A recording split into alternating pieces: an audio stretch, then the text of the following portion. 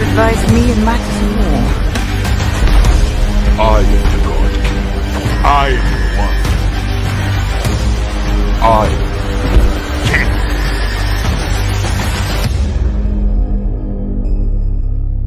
You will be my weapon.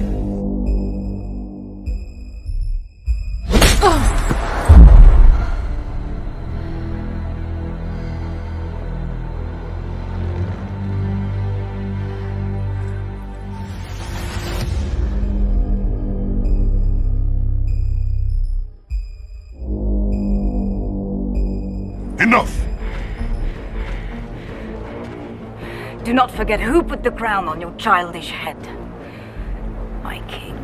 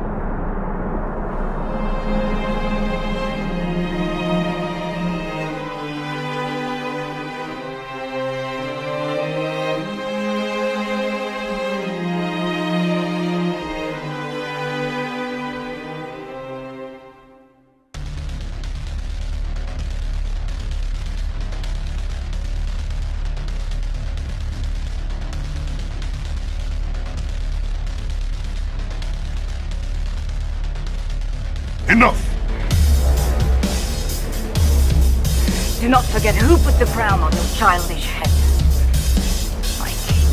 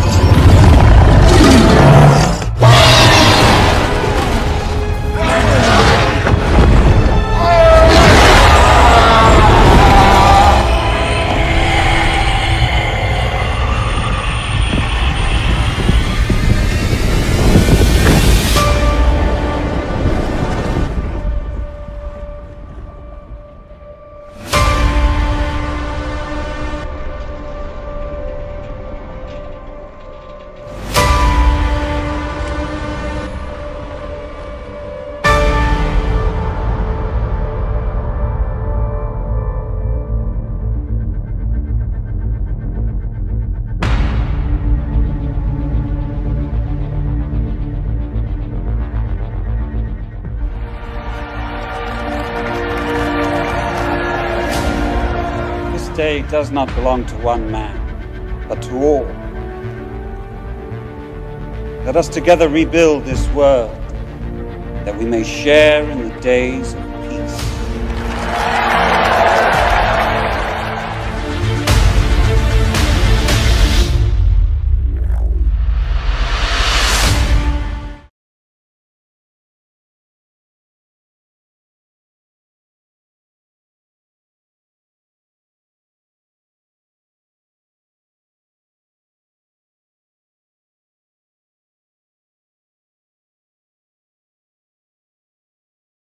You know, has so little respect for Obama that he's starting to throw around the nuclear word. You heard that, nuclear. Du meine Arbeit für richtig hältst, ob du glaubst, dass ich fleißig gewesen bin. You, my work for correctness. Whether you believe that I have been diligent, that I have worked, that I have advocated for you in these years, that I have been decent, I have spent my time in service of my people. Now cast your vote. If yes, then stand up for me as I have stood up for you.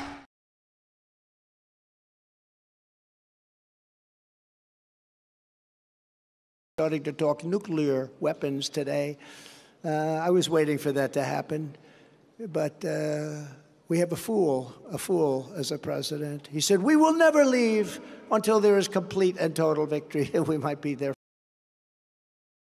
Es ist dem Feind gelungen, die Front in breiter Formation zu durchbrechen. Im Süden hat der Gegner Zossen genommen und stößt auf Stahnsdorf vor. Der Feind operiert jetzt am nördlichen Stadtrand zwischen Frohnau und Pankow, und im Osten ist der Feind bis zur Linie Lichtenberg-Marsdorf-Karlshorst gelangt. Mit dem Angriff Steiners wird das alles in Ordnung kommen. Mein Führer, Steiner konnte nicht genügend Kräfte für einen Angriff massieren. Der Angriff Steiner ist nicht erfolgt.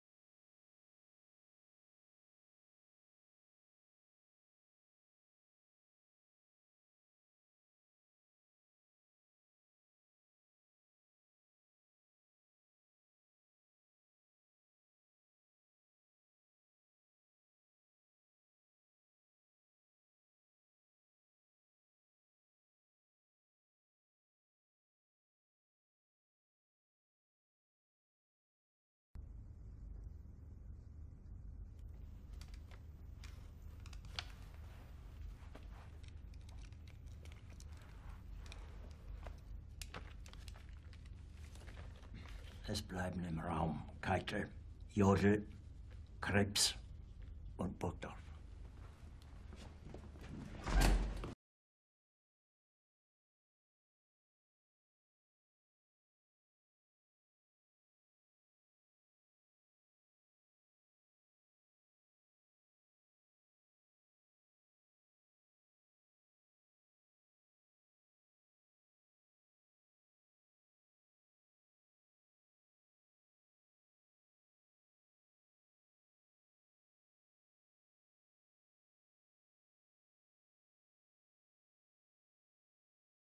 The four angels of the first fourth of God, the four angels, represent the general effect of Christianity in the Church's presence on earth, which has resulted in the death and destruction of hundreds of thousands of people since its inception.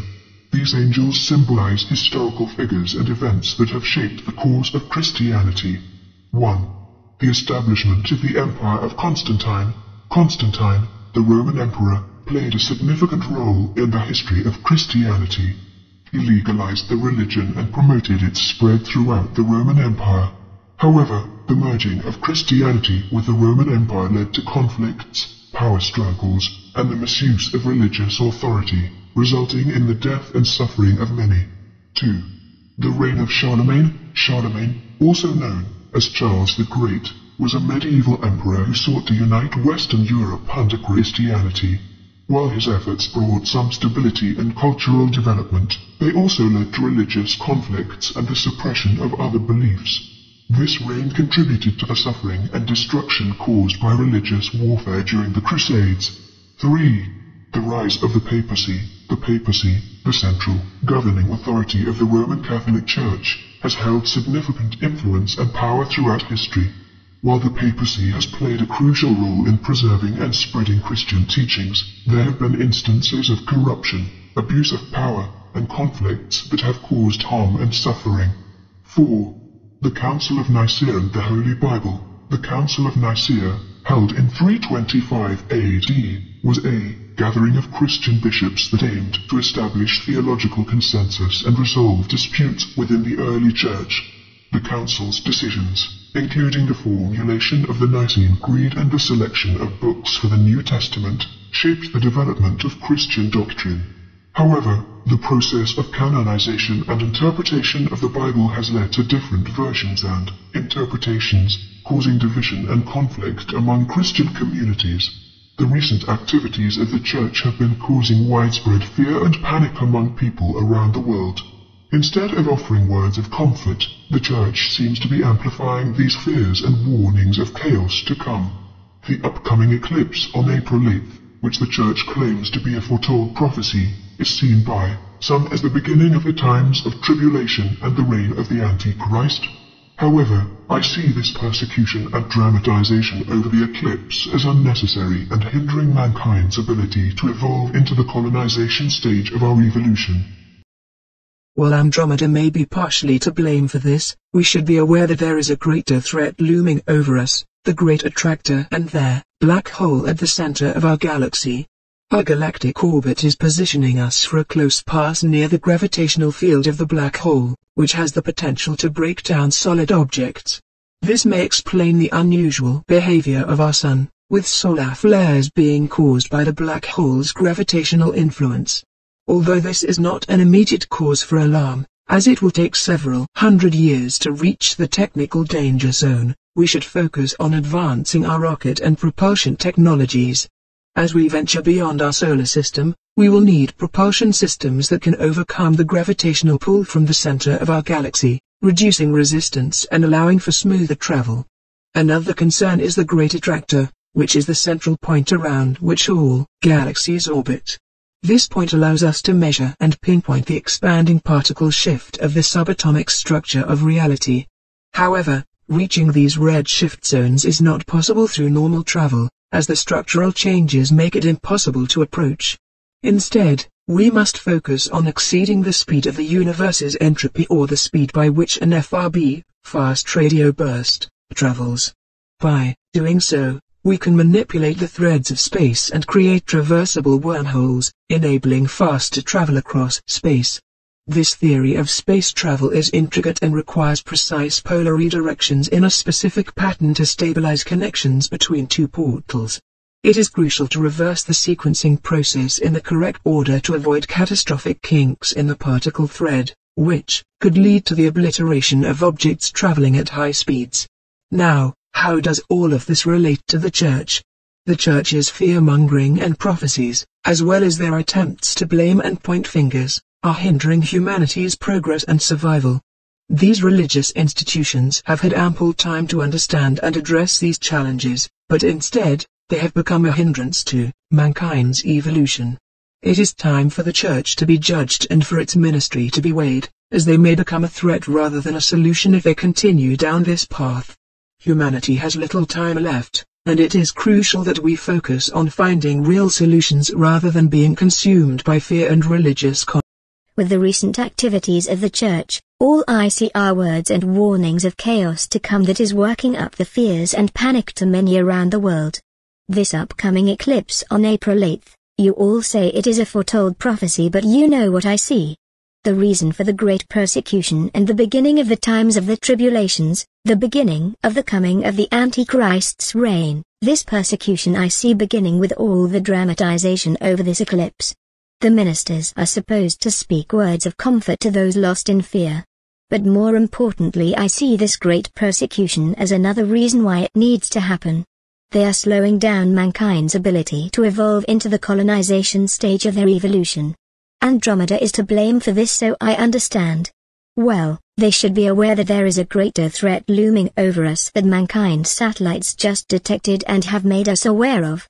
That problem is the Great Attractor and the black hole in the center of our galaxy.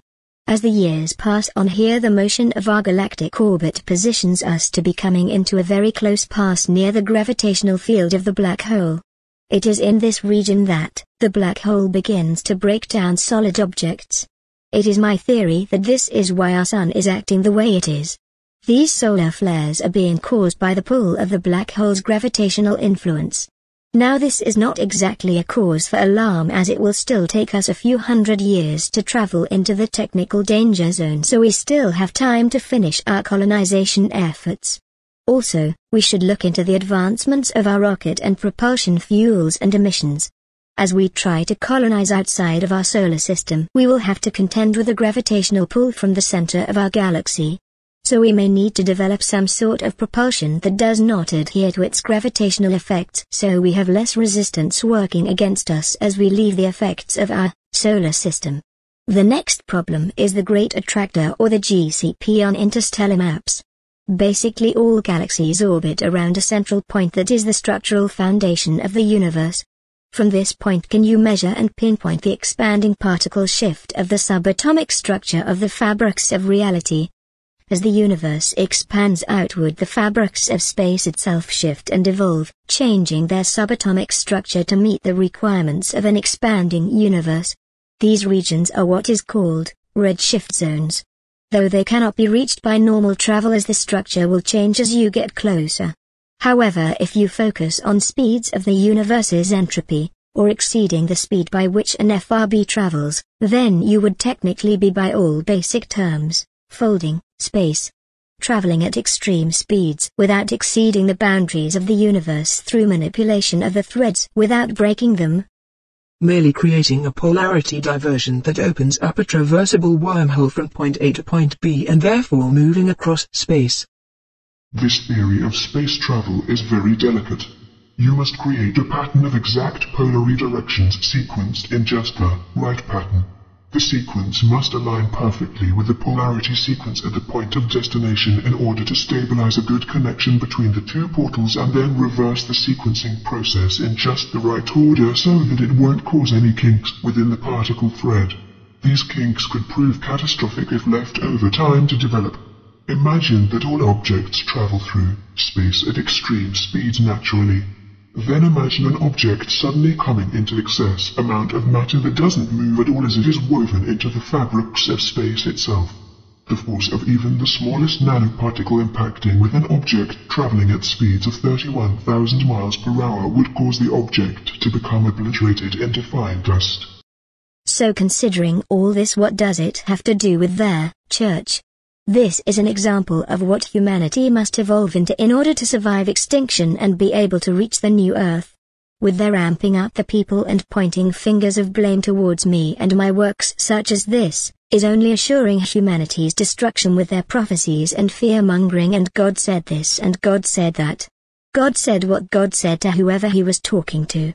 That situation does not apply to other situation because there are always other factors involved. So though some parts of the solution may work, it won't work completely because of the differences in the factors behind it. But this is a problem that extends across thousands of years. These words and this argument has been said and tried, I'm sure, before. So I am less likely to be understanding, because of that.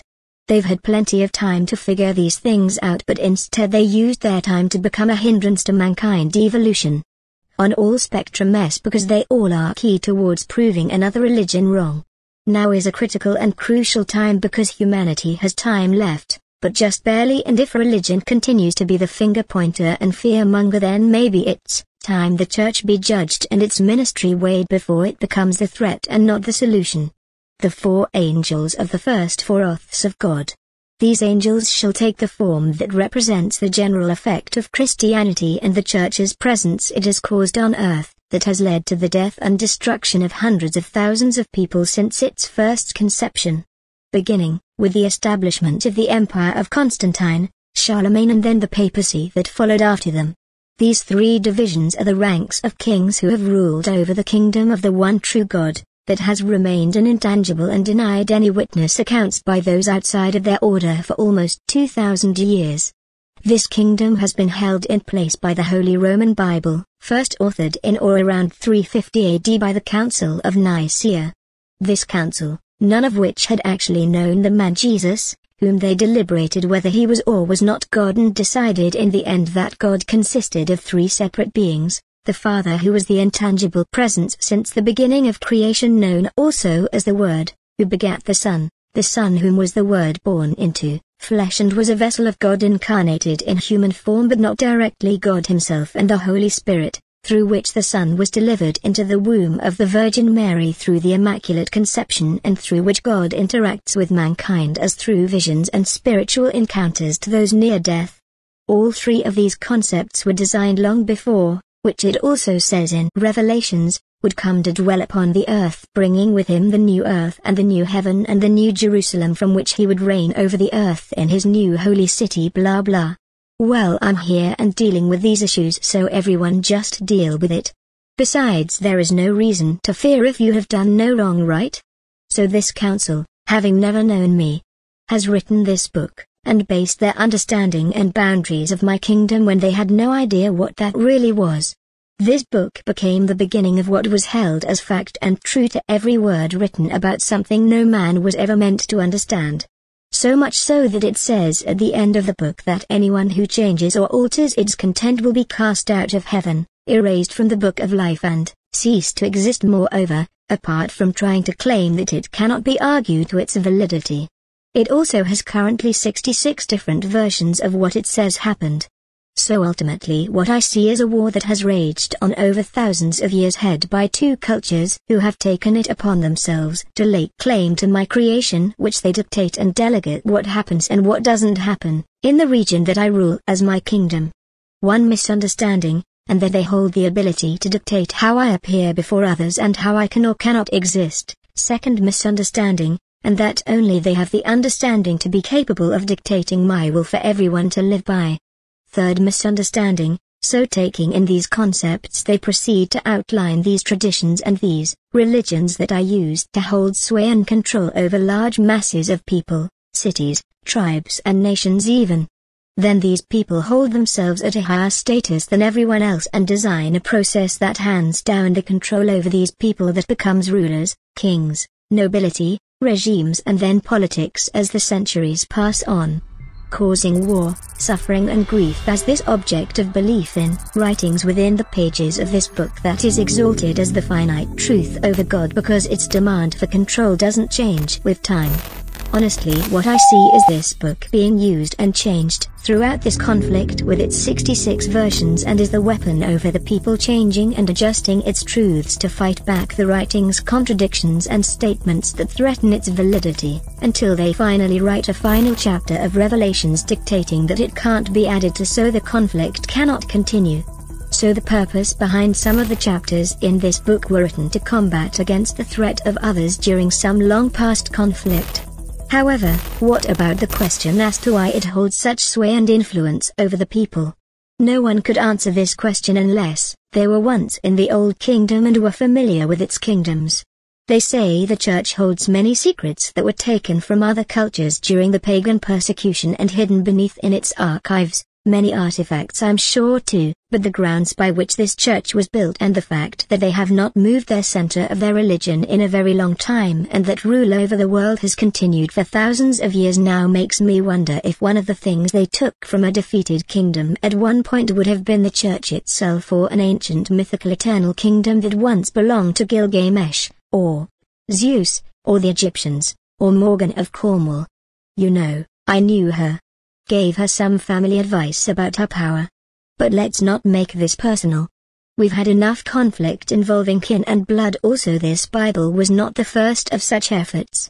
This Bible and its concept was originally a concept designed by the Hebrews called the Torah, which was a compiled accounts and testimonies of their tribes of Abraham and Moses, whose knowledge was gathered to be a source of wisdom for those who came after them, so they would not make the same mistakes as some did, as its texts speak of those who did great things in the name of God but had faltered in various ways that led to great tragedies to occur as a result. This text was conceived by the Sanhedrin priests of the 12 tribes of Judah. Their Holy Bible was a concept stolen by the Romans and reappropriated for their own use and then implemented into the conquests of Constantine and Charlemagne in their establishment of the Holy Roman Empire, from 265 AD until 736 AD. When Charlemagne established the 4 priests of the Merovingians to preside over the religion's affairs, which eventually established the rule of the papacy over their church's affairs, which it has since then even up to today. In that time, during the time of the papacy, is the area of focus I think here, considering the associative description of Satan being the one God ruling over the earth and the papacy's entitlement as the representation of God on earth, so it is his kingdom and the Pope's presence it has had on the earth and its depiction that the 4 horsemen shall represent.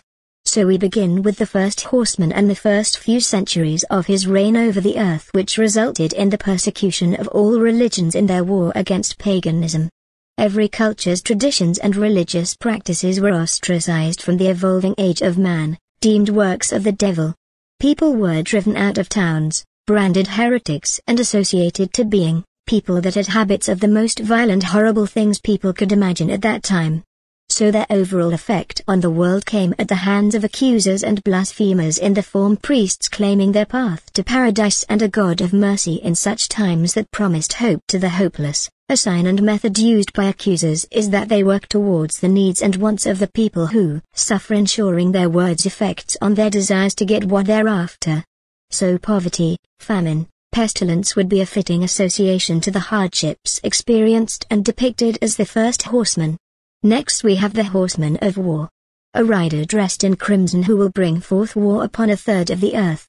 From the time around 1085 AD to the time around 1300 AD the world was thrown into the conflicts of the Crusades, a war that marched into the lands that the Bible's concept was first stolen from and declared a war to take control of the Holy City, driving a third of Satan's kingdom on the earth into a war that lasted almost 300 years and drove the people into deeper poverty, most well noted as the Dark Ages, and the total casualties from that war would probably constitute for about a third of the world's population at that time.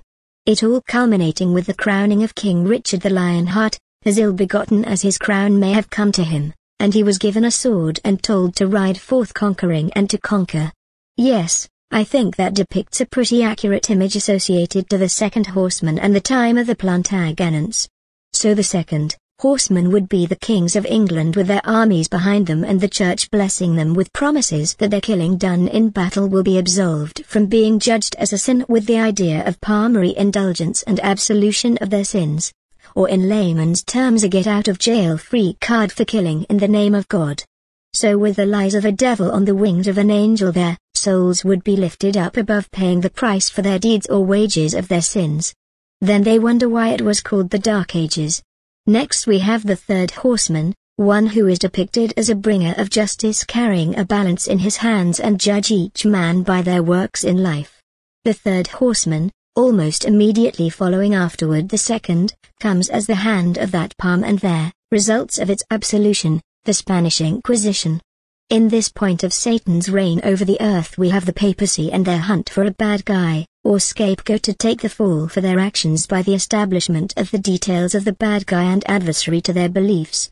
Created out of turmoil and necessity by the torment and death of hundreds of innocent people forced to admit to things they knew were not true, just to get the torment to stop. For what reason?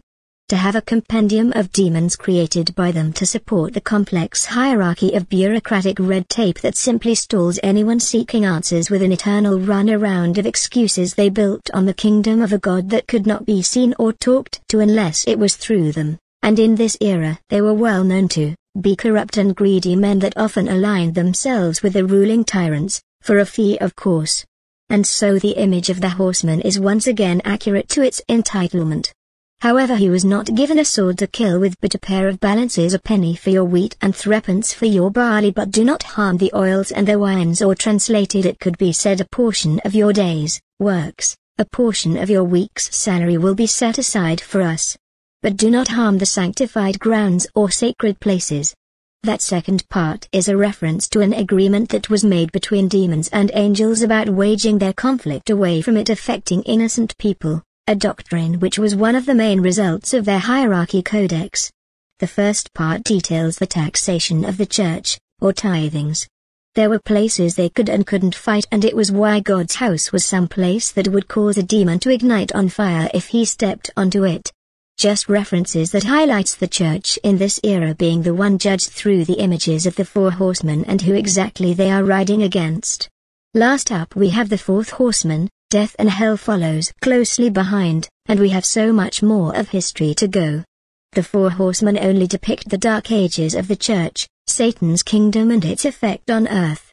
But there are much more involved in the full judgment, for this judgment does not seem to be against man but against his ministers. That is what I can easily translate this chapter to be for.